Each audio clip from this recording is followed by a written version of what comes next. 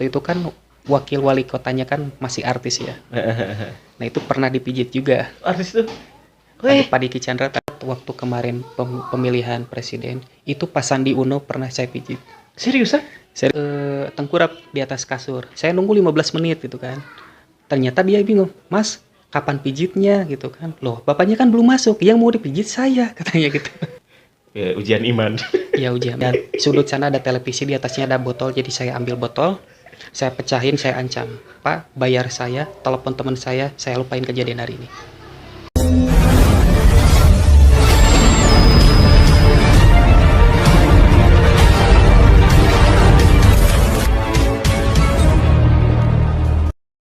Bismillahirrahmanirrahim. Assalamualaikum warahmatullahi wabarakatuh. Para milenial sakti, para pemburu misteri, dan para pecinta hikmah. Kali ini saya sengaja datang ke rumah teman saya, sahabat saya waktu SMA. Waktu SMA meskipun bukan seangkatan tapi beliau adik kelas gitu. Kita akan mencoba membahas milenial sakti versinya beliau. Tapi sebelumnya kita perkenalkan dulu siapa. Namanya siapa, Kang? Nama saya Aam Rahmat. Profesi saya yang sedang jalani saat ini adalah seorang terapis. Seorang terapis. Ya. Kayaknya pegang juga channel ya? Iya, ada channel yang sedang saya rintis dan kontennya itu sebetulnya bertolak belakang dengan profesi saya saat ini gitu. Kayaknya kalau pakai profesi bagus juga tuh konten. Setiap di konten ini. Oke, karena konten saya tuh membahas 3, itu tentang milenial sakti atau orang-orang katakanlah orang-orang sakti gitu ya. Terus pemburu misteri, tentang misteri, sama pecinta hikmah. Jadi itu sebenarnya ketika ngobrol gini nanti hikmahnya ya simpulkan sendiri sama penonton ya. Nah, karena Kang Ujang ini profesinya sebagai terapis ya, berarti mungkin nanti akan berkaitan dengan itu ya. Tapi sebelumnya, menurut Kang Ujang nih, milenial sakti atau orang sakti itu, yang sakti itu seperti apa? Atau apa? Yang disebut dengan milenial sakti versi saya ya. Jadi yang disebut dengan milenial sakti itu adalah siapapun dia yang mampu beradaptasi di bidang apapun dia, profesi apapun dia, dan dia mampu mengungguli ya tanpa merusak profesi yang lain. Jadi dia mampu berkarya tanpa menjatuhkan orang lain. Oke. Jadi sakti versi Kang Ujang ini adalah dia yang bisa beradaptasi dan mengungguli orang-orang yang diadaptasinya. Jadi dia lebih unggul lah intinya ya. Tanpa menjatuhkan orang lain. Itu ya, ada garis bawah, tanpa menjatuhkan orang lain. Berarti dia itu mempunyai sifat karismatik berarti ya. Oke. Nih, kembali lagi nih ke topiknya, yaitu karena profesi ya. Sudah berapa lama sih menjadi terapis? Kalau dihitung-hitung sekitar 12 tahunan lah ya, dari 2010. 12 tahun jadi seorang terapis. Susah senang jadi seorang terapis itu seperti apa? Susahnya dulu apa senangnya dulu? Susah dulu. Susah dulu ya. Ya. Jadi susahnya itu pertama nih ya, tentu saja capek. Karena kita beraktivitas dengan fisik. Terus kita harus siap juga mental karena kita akan berhadapan dengan berbagai macam sifat orang. Terus ada juga nanti kita ketemu dengan yang sifatnya bahkan abnormal gitu kan. Bisa jadi dia itu seorang lawan jenis, penyuka sesama jenis, atau juga orang yang bisa dikatakan kriminal lah ya. Oke. Senangnya. Senangnya menjadi orang terapis itu bagi saya pertama adalah tentu saja karena pengalamannya. Fleksibel waktu juga ya. Fleksibel waktunya gitu, jadi tidak terikat. Kapanpun ada job kita berangkat, nggak ada job ya kita nyantai di rumah. Itu yang pertama. Yang kedua, kita bisa berjumpa dengan berbagai macam orang, entah itu seorang tukang beca, pengusaha, pejabat, bahkan orang-orang yang spiritualnya, agamanya tinggi. Seperti itu. Bisa transfer ilmu juga ya. Oke, kembali ke yang tadi nih, yang membuat saya tercengang tadi nih. Mental. Tadi kan Abi membahas mental. Susahnya tuh adaptasi mental gitu ya. Nah, Iya. untuk menghadapi pasien berarti ya. Hmm. Pernah gak ada kejadian buruk tuh menghadapi pasien? Kejadian buruk, yang terburuk aja yang diceritain. Ya iyalah yang buruk. Nah, jadi dulu pernah suatu saat saya dipanggil ke sebuah hotel, ya, yang ternyata dia adalah seorang sesama jenis. Tuh. Istilah namalah gay lah ya, gitu ya. Padahal awalnya dia itu normal gitu kan, ngobrol sana, ngobrol sini gitu Laki kan. banget gitu. Laki biasa normal. Cuma kesininya malah pagedang lah Sunda nama gitu kan ya. Makin kesini main raba, main puji, diawali dengan pujian, ya kesananya minta dilayani yang hal yang kayak gitu lah ya. Itu ngeri namanya. Waduh. Bener. Karena saya Ayo. Udah lama berarti kejadian itu? Sekitar 11 tahun yang lalu lah. Oh, berarti awal-awal ya. Ya setahun menjalani jadi seorang terapis barulah ada cobaan kayak gitu. Bener. Waduh, tapi profesional ya? Profesional aja. Enggak sampai berarti ya. Berarti kalau gitu berarti ada tips lagi. Berhubung waktu kejadian saya masih Sunda nama ololeho lahnya. Masih polos, jadi ketika dia mau macam-macam, ya udah spontan saya lihat situasi. Oh, di situ ada jendela. Jadi kalau dia macam-macam saya tinggal loncat. Di sudut sana ada televisi, di atasnya ada botol. Jadi saya ambil botol, saya pecahin, saya ancam, "Pak, bayar saya, telepon teman saya lupain kejadian hari ini." Waktu itu ya. Sampai kayak gitu. Iya, awalnya kan saya numpang mandi. "Pak, saya mau numpang mandi, saya pengen ngerasain nih gimana sih sensasi mandi di hotel itu." "Oh ya silakan." Awalnya kan kayak gitu. Nah, pas saya mandi ke dalam ternyata dia ikut masuk. Nah, awalnya saya nggak curiga, baiklah sarua lalaki ya gitu kan. Tapi ketika dia masuk ke kolam air panas bak rendam, dia deket gitu kan, main raba-raba sambil muji, sambil gitu ya hanya intinya mah dia mau macam-macam. Ya udah, saya keluar, saya loncat, balik lagi ke kamar, saya ambil botol, Pecahin langsung. "Pak, bayar saya, telepon teman saya lupain kejadian hari ini." Tapi untungnya alhamdulillah, ya mungkin karena Allah masih menyelamatkan saya, dianya takut. Terus dia bayar 2 kali lipat dari tarif normal. Dia telepon teman saya, ya saya pulang. Itu kalau boleh tahu usianya dia pasien itu? Sekitar 40 tahunan lah. Wah, Sekitar 40 tahunan. berarti dia gak punya istri ya? Sesama jenis. Dia kesananya tuh awalnya sama istrinya, bahkan bawa ustadz juga. Tapi maaf nih ya, dia seorang pejabat.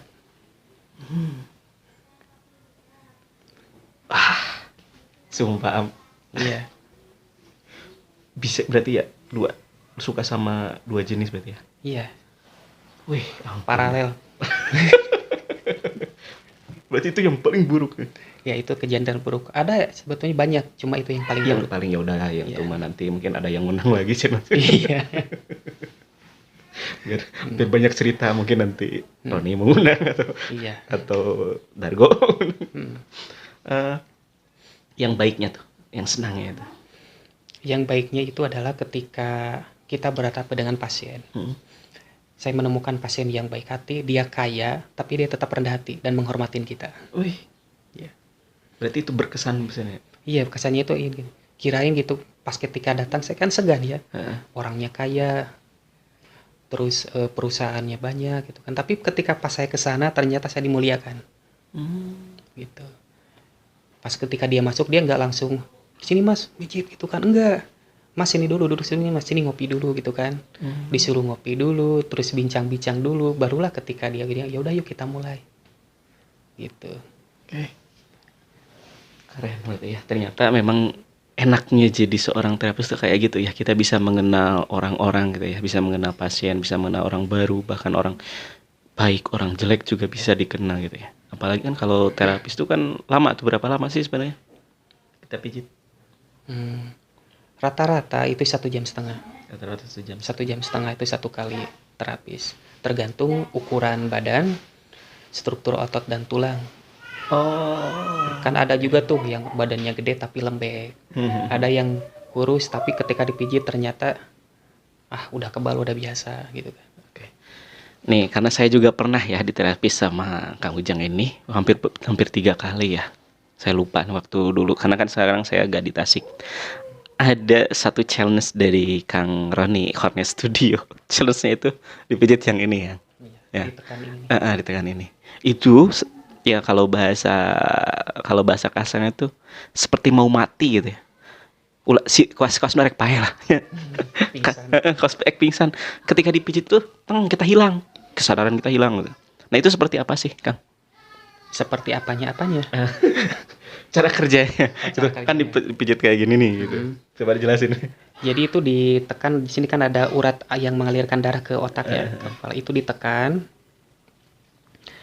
Nah, nanti si darah yang mengalir ke kepala itu berbarengan dengan oksigen itu kan terhenti ya. Menyalurkan informasi ke otak. Nanti ketika denyutnya makin kencang, dia akan merasakan sensasi kayak mau tidur. Mulai nggak sadar, tidur tapi nggak lama gitu kan. Sekitar 10-15 detikan. Oh, itu khasiatnya apa sih sebenarnya? Kalau menurut saya sendiri itu pas ketika bangun lagi itu sensasinya kayak bangun tidur. Bangun tidur. Ya nyenyak kayak bangun tidur udah lama gitu, padahal kan cuma 10-15 detik. Ada juga orang yang berkeyakinan bahwa dengan diterapi seperti itu, dia itu seperti tidur 2-3 jam lamanya. Gitu. Ya, sebenarnya sih saya di-challenge sama Kang Roni Hornet Studio tuh waktu terapis pertama kali ya, Kang ya. Coba cenah gini. Saya bener takut sih, bener-bener takut karena katanya, kok sarek paeh cenah cek Kang Roni itu. Tapi saya coba beraniin pas ternyata bener. Kesadaran hilang, tapi emang nggak lama sih. Tapi seperti nggak lama waktu kita ya, tapi kalau saya yang ngerasain seperti lama gitu. Nah, itu dia. Itu kan namanya tekniknya itu ada gitu kan. Nama uratnya itu yang tahu komen di bawah lahnya. Itu namanya teknik apa, urat apa gitu kan. Sok komen di bawah yang tahu. Oke. Nah, itu. Nah, berarti kita harus hati-hati sih sama seorang terapis. Kalau macam-macam sama seorang terapis diginin mati. Tapi kan kalau nggak tahu caranya pasti itu ya menyebabkan hal-hal yang aneh ya. Mungkin terjadi kematian juga berarti ya. Ya kalau salah teknik resikonya besar lah ya. Kalau kematian sih enggak. Kecuali emang sengaja. Kalau memang sengaja memang ada niat mau membunuh ya mati lah. Oke, ya Allah. 12 tahun lah sebagai seorang terapis. Nah, saya akan bertanya lagi nih. Nah, kan tadi susahnya apa, senangnya apa. Nih, pertanyaannya agak sedikit menjurus. Mungkin pertanyaan yang ditunggu-tunggu nih bagi orang-orang yang suka nih. Pastikan ya menghadapi pasien yang perempuan tuh. Nah, mohon maaf ya, pernah gak sih mengalami hal-hal yang seperti itu dalam artian dia juga sama kayak tadi orang yang sesuka lawan jenis menggoda gitu. Berarti cerita lagi ya. Iya. Cerita lagi. Iya kan tadi makan beda kan. Nah, jadi pernah itu ada yang nelpon ke kantor, Pak minta terapi 1 orang, dipanggil ke hotel juga. Hotelnya masih sama hotel itu, cuman mungkin di kamar yang berbeda. Nah, pas ketika saya masuk ke hotel, tok, ya silakan masuk. Ternyata ada seorang, nggak ibu-ibu sih, sekitar 30 tahunan lah ya. Iya 30, waktu itu saya masih berusia 20 tahun. Dia tengkurap di atas kasur. Saya nunggu 15 menit gitu kan. Ternyata dia bingung, Mas, kapan pijitnya gitu kan. Loh, bapaknya kan belum masuk, yang mau dipijit saya, katanya gitu. Ya Allah, kirain tadi yang mau dipijit siapa. Ya udah masuk pijit aja, dah saya juga nggak bakalan kegoda gitu kan. Gitu, ya udah saya ladenin sampai selesai. Nah, saya juga sampai sempat terkejut gitu kan. Soalnya pas ketika masuk dari kaki sampai paha ternyata dia nggak pakai busana satu peser. Dia nggak pakai busana. Ya, ujian iman. Ya ujian iman. Ngaceng normalnya. Ngaceng normal. Itu nama gue di edit ku saya eta. Pokoknya mah kayak tit gitu kan wenya gitu. Percuma. Gitu. Setelah itu ketika sampai selesai ternyata dia teleponan. Ada yang nanyain juga lagi di mana. Saya lagi dipijit sama laki apa perempuan? Sama laki-laki lah katanya gitu. Deg-degan kan? Bisi iya nanya. Ya, yang saya takut nanti suaminya terus digerebek telah itu dituduh macam-macam kan. Sama laki-laki nih, saya fotoin katanya gitu di kan BBM. Waktu masih BBM cekrek tuh sama laki-laki. Ya kalau nggak percaya sih datang sini. Pas ketika singkat cerita dia datang, ternyata yang datang perempuan juga. Gitu. Kalau yang lain, jadi nombok. Iya, ya udah alhamdulillah. Kirain suaminya gitu kan. Takutnya. Iya. Tahu nggak ternyata yang terjadi itu apa? Pantesan itu kan dia nggak sama sekali nggak terangsang atau kagok atau gimana. Ternyata yang datang itu kekasihnya. Oh, sesama jenis juga. Sesama jenis juga, lesbian lah. Ya. Jadi yang saya pijit itu cowoknya. Jadi cewek tapi layaknya cowok lahnya. Nah yang datang itu kekasihnya ceweknya gitu kan. Bener-bener, wah, pengalaman yang luar biasa itu. Luar dari ekspektasi gitu. Ya. Dalam hati saya berkata, ya Allah ini sayang banget gitu kan. Udah mulus, cantik gitu dua-duanya kan. berarti. Dua-duanya cantik tapi penyuka sesama jenis gitu kan. Tapi dia cerita berarti bahwa itu Enggak, dia nggak cerita. Ya aku diem aja. Tapi saya tahu gitu kan mereka penyuka sesama jenis gitu kan. Gitu. Dilihat dari teleponannya mungkin ya. Dari teleponannya pas ketika ketemunya cipika-cipiki gitu kan. Di depanmu? Iya di depan lah, kapan lagi. Tapi dia dipijit juga dia? Enggak, cuma itunya aja yang tadi telepon. Parah ya. Ternyata hidup udah banyak kaum aduh. Ampun dah pengalamannya. Tapi itu kan sekarang domisili di kota ya, kota Tasik ya. Nah itu pernah kemana aja sih sebagai terapis? Kalau di kota Tasik. Enggak, maksudnya kota mana aja yang pernah gitu ya? Oh selain di Tasik. Awalnya sih sebetulnya dulu di Garut. Pertama kali tugas itu di Garut.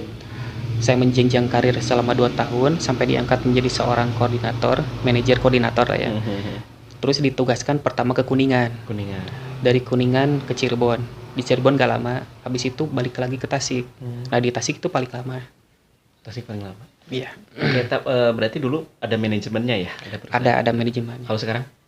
Kalau sekarang udah sendiri. Udah sendiri, oke. Sempat pindah perusahaan juga itu kan. Oke. Terus ya. Kota kira-kira nih yang paling berkesan tuh kota mana tuh? Yang paling baik orangnya, yang paling ini kota mana sih? Paling berkesan itu sebetulnya di Garut. Kalau masalah baik buruk itu semua orang sama lahnya. Dimanapun orang baik orang buruk itu pasti ada. Cuma yang paling berkesan itu di Garut. Kenapa tuh? Pertama kali soalnya kan di Garut ya. Terus suasananya tuh sejuk, dingin, banyak objek wisatanya. Terus yang paling berkesan itu waktu itu kan wakil wali kotanya kan masih artis ya. Nah itu pernah dipijit juga. Artis tuh? Pak Diki Chandra tahu ya? Pak Diki ada. Gak tahu sih kalau nonton channel ini, tapi keren juga tuh. Pernah berarti mijit? Pernah gitu. Ada. Pengalaman yang keren Kang Diki tokoh Sunda tuh. Keren. Berarti ngobrol lama dong sama artis. Ya ngobrol secara ini sih enggak ya. 1,5 jam lumayan tuh. Iya. Orang lain mah gak perlu pegang-pegang kayak gitu ya. Iya. Keren. Cuma nggak berani sih ngobrolin masalah pribadi, apalagi masalah politik. Ke rumah saya masih ololeho gitu kan. Tapi paling ngobrol apa tuh? Paling ngobrolin asal usul dari mana gitu kan. Udah berapa lama jadi terapis. Gitu. Berarti itu ada lagi gak sih sebenarnya tokoh publik? Tokoh publik yang kayak artis. Kalau tadi juga sama ya, yang pertama sesama jenis itu juga itu tokoh publik ya. Artis ada lagi gak selain Kang Diki? Pejabat paling. Pejabat. Anggota dewan ada. Kalau di Tasik masih anget waktu kemarin pemilihan presiden itu Pak Sandi Uno pernah saya pijit. Seriusan? Wih. Pak Sandiaga. Di mana? Di Hotel Pape. Di Pape di sini dah kota. Iya di Tasik. Berarti waktu 2019 ya? 2018. Oh pas itu kampanye berarti ya? Iya masih kampanye. Kok bisa? Tahu dari mana sih? Atau siapa yang ngonteknya atau gimana? Nah yang ngonteknya itu kan kebetulan seorang polisi. Dia seorang masih pelanggan saya. Terus saya dimintakan nanti jam sekian ke Hotel Pape yang mau dipijit calon wakil presiden katanya gitu. Keren. Ngobrol gak? Ya saya nggak berani ngobrol juga. Tapi nggak piraku tuh sama terus jam setengah nggak ada ngobrolan. Ya paling gitu aja ngobrolnya Pak. Tangannya Pak. Pak dibuka Segan bajunya ya? Pak. Iya segan lahnya. Nggak berani lah ngomongin itu. Tapi P-nya juga gede tuh. Standar sih. Standar, tapi lumayan lah. Masa Lumayan. sih sama kayak yang lain? Lebih berarti. Gimana ya nyeritanya? Skip aja lah skipnya. Oke. Wih, keren. Orang lain sulit loh, makanya dia mijit deh. Badannya lagi. Bang Diki, Bang Sandi. Semoga jadi presiden nih orang yang enggak lah kemarin nggak jadi tapi nanti semoga jadi presiden lah ya. Orang yang sudah dipijit sama Kang Ujang nih. Amin. Amin, Kayaknya ya. orangnya orang baik. Dulu saya dukung itu. Aduh, kok Oh, gitu. ngomong. Oke. Aduh, ada lagi apa lagi ya? Susah senang udah berarti harapannya terakhir nih, harapannya kedepannya seperti apa? Harapan maksudnya harapan kumaha? Ya harapan dunia terapis lah Kota Tasik kan pasti kan gabung sama komunitasnya ataupun klubnya. Harapannya jadi seorang terapis itu seperti apa? Enggak, terakhir nanti satu lagi pertanyaan. Harapannya ke depannya sih yang namanya terapi itu setiap orang wajib bisa. Kenapa tuh? Karena kenapa? Di saat kita punya uang, kita bisa membeli layanan terapis. Tapi ketika kita sedang tidak punya apapun, minimal kalau kita bisa kita bantu keluarga kita. Kita bantu saudara kita. Kita bantu orang tua kita dengan jasa kita, insya Allah itu menjadi amal ibadah. Wih, Ya. ampun Gusti. Terakhir nih ke mitos, saya mau nanya mitos nih. Mitosnya sih orang terapis itu kalau kita nerapis orang itu si penyakitnya itu berbalik ke yang mijit lah, kalau pijit berbalik mijit. Apakah itu bukan masalah benar atau tidak itu kita tahu lah ya, tetapi apakah itu dipercaya atau di kalangan terapis tuh hal seperti itu gimana tuh? Yang salah saya alami ya. Jadi begini, tergantung kondisi badan kita. Kalau memang yang dipijit kita itu berpenyakit, rematik, nyeri atau apalah ya, terus kondisi kita lagi nggak fit, lagi lemah, ada kemungkinan paling penyakitnya berbalik ke kita. Oh gitu. Jadi penyakit pasien kita sedot. Beda lagi kalau kitanya fit, bukannya kita yang nyedot penyakit dari pasien, justru kita yang mengalirkan energi yang membuat si pasien itu sembuh. Berarti sama untung-untung pasien ya? Iya, sama-sama untung. Pasien. Oke, paham. Oke, itu pertanyaan terakhir ya. Terima kasih yang telah menonton ya. Tipsnya apa? Tips jadi terapis atau tips apa? Iya, tips menjadi seorang terapis. Oke, tipsnya. Kok nawar dia? Bukan nawar gitu kan ya, bisa di ayat terapis. Oh gitu. Oke. Sekarang tipsnya menjadi seorang terapis itu seperti apa? Jadi meskipun kita kerjanya nyembuhin orang, jangan lupa juga kita berolahraga ya. Supaya kita nggak sakit, supaya kita sehat, bisa menyehatkan orang juga. Gitu. Rajin-rajinlah berolahraga, jaga makanan yang halal lagi baik ya. Supaya apa yang kita lakukan itu menjadi nilai ibadah. Ini kalau seorang terapis Ustadz. Ya, terima kasih. Jangan lupa nanti akan saya sertakan IG-nya ya, IG-nya Kang Ujang ini. Kalau mungkin ada orang Tasik yang nonton dan ingin diterapis boleh juga ya. Nanti dihubungi via IG. Kalau mau dicantumkan WA-nya juga kalau boleh nanti saya cantumkan. Kalau boleh. Nomor WA-nya ada di bawah sini nih. Oh, berarti boleh ya? Nah ini nih ya, Oh, oke. nomor WA-nya kamu. Ada ya nomor WA-nya di bawah nih ya. Oke, assalamualaikum warahmatullahi wabarakatuh. Wabarakatuh.